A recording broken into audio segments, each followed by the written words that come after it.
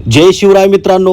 मोदी सरकारने आता शेतकऱ्यांना एक मोठं गिफ्ट दिलेलं आहे आणि आणखी एक मोठा निर्णय घेतलेला आहे. असे दोन गिफ्ट दिलेले आहेत जनतेला, शेतकऱ्यांना. तर ते कोणते मोठे गिफ्ट आहेत, ते कोणते मोठे निर्णय आहेत आणि त्यातून कोणाला काय फायदा होणार आहे ते आपण आता या आजच्या व्हिडिओमध्ये पाहणार आहोत. यापूर्वी तुम्ही ऐकलं असेल, पाहिलं असेल किंवा आपण ते व्हिडिओ बनवलेला आहे की 8वा वेतन आयोग लागू करण्यात आलेला आहे. त्या संदर्भातला निर्णय जाहीर करण्यात आलेला आहे. तो निर्णय आता लागू होणार आहे. त्यावरचा व्हिडिओ आपण बनवलेला आहे. त्यामुळे 8वा वेतन आयोग काय आहे, त्याचा फायदा काय होणार आहे, तो कोणाकोणाला लागू होणार आहे आणि त्यातून किती लोकांचा किती पगार वाढणार आहे, या संदर्भातला सविस्तर व्हिडिओ आपण बनवलेला आहे. कृपया तो व्हिडिओ तुम्ही आपल्या चॅनलवरती पाहू शकताय. आजच्या व्हिडिओमध्ये आपण दोन गिफ्ट मोदी सरकारने जे काय दिलेले आहेत शेतकऱ्यांना आणि पेन्शनच्या संदर्भात, ते आता या व्हिडिओमध्ये आपण पाहणार आहोत.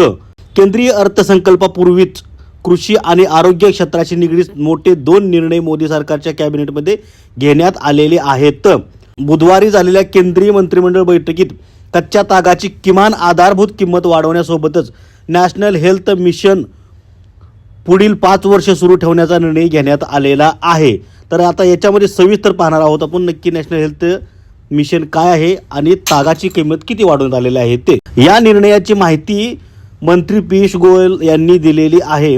पंतप्रधान नरेंद्र मोदी यांच्या अध्यक्षतेखाली ही बैठक पार पडलेली आहे. पियुष गोयल यांनी म्हटलेलं आहे, ताग या नगदी पिकाचा MSP दर वाढवण्याचा निर्णय मंत्रिमंडळ बैठकीत घेण्यात आलेला आहे. 2025-26 साठी किमान आधारभूत किंमत 6% वाढवली जाईल. या निर्णयामुळे ताग 5,750 रुपये प्रति क्विंटल खरेदी केला जाईल. त्यामुळे शेतकऱ्यांना क्विंटल मागे 315 रुपयांचा लाभ होणार आहे. तागाची विक्री वाढवण्यासाठी हा निर्णय घेण्यात आलेला आहे. ताग उत्पादक शेतकऱ्यांना या निर्णयाचा फायदा होणार आहे. बिहार, बंगाल, आसाम येथे मोठ्या प्रमाणात तागाची शेती केली जाते. सरकारच्या या निर्णयामुळे 40 लाख शेतकऱ्यांना याचा फायदा होणार आहे असं त्यांनी म्हटलेलं आहे. असा हा शेतकऱ्यांच्या संदर्भातला निर्णय मोदी सरकारने घेतलेला आहे. महत्वपूर्ण आइटम्स के ऊपर मिनिमम सपोर्ट प्राइस CACP द्वारा जो रिकमेंडेशन आती है उसके हिसाब से बढ़ाते रही है. और जब से महत्वपूर्ण निर्णय लिया गया कि 50% लागत से ज़्यादा हम MSP को निर्धारित करेंगे, उसको 100% पालन किया गया है. और इस वर्ष 2025-26 के सीज़न के लिए रॉ जूट की MSP इसी आधार पर लगभग 6% बढ़ाई गई है. अब वो 5,650 रुपये प्रति क्विंटल रहेगी, जो लागत मूल्य से लगभग 67% ज़्यादा है. तो 5,650 प्रति क्विंटल MSP रॉ जूट पर, लागत से 67% अधिक, पिछले साल की तुलना में 315 रुपये बढ़त, जो 6% बनती है. इसका लाभ अधिकांश पश्चिम बंगाल के हमारे किसान, वहाँ की हमारी जूट मिल में काम करने वाले कामगार और एक प्रकार से नॉर्थ ईस्ट में पश्चिम बंगाल, आसाम, बिहार, पूर्वी और उत्तर पूर्वी इलाके में जहाँ जूट बनती है, वहाँ पे 40 लाख परिवार हैं जो सीधा या indirectly, direct and indirectly jute क्षेत्र से प्रभावित होते हैं. उनका लाइवलीहुड जूट के साथ जुड़ा रहता है. उन सभी के लिए ये बहुत अहम और लाभदायक निर्णय रहेगा. 1,70,000 तो सीधा किसान हैं और किसानी परिवार हैं जो जूट बनाते हैं. पश्चिम बंगाल में लगभग 82%, आसाम में 9% और बिहार में 9%. मोटा मोटा इन तीनों राज्यों में सबसे ज़्यादा उत्पादन होता है जूट का. और ये जूट को जब हम PDS में गेहूं या पैडी खरीदते वक्त बैग्स के रूप में जूट का इस्तेमाल करते हैं, जिसके लिए पालन किया गया है. और इस वर्ष 2025-26 के सीजन के लिए रॉ जूट की एमएसपी इसी आधार पर लगभग 6% बढ़ाई गई है। अब वो 5,650 रुपये प्रति क्विंटल रहेगी, जो लागत मूल्य से लगभग 67% ज़्यादा है। तो 5,650 प्रति क्विंटल एमएसपी रॉ जूट पर, लागत से 67% अधिक, पिछले साल की तुलना में 315 रुपये बढ़त, जो 6% बनती है। इसका लाभ अधिकांश पश्चिम बंगाल के हमारे किसान, वहाँ की हमारी जूट मिल में काम करने वाले कामगार और एक प्रकार से नॉर्थ ईस्ट में पश्चिम बंगाल, आसाम, बिहार, पूर्वी और उत्तर पूर्वी इलाके में जहाँ जूट बनती है, वहाँ पे 40 लाख परिवार हैं जो सीधा या indirectly, direct and indirectly jute क्षेत्र से प्रभावित होते हैं। उनका लाइवलीहुड जूट के साथ जुड़ा रहता है। उन सभी के लिए ये बहुत अहम और लाभदायक निर्णय रहेगा। 1,70,000 तो सीधा किसान है और किसानी परिवार हैं जो जूट बनाते हैं। पश्चिम बंगाल में लगभग 82%, आसाम में 9% और बिहार में 9%।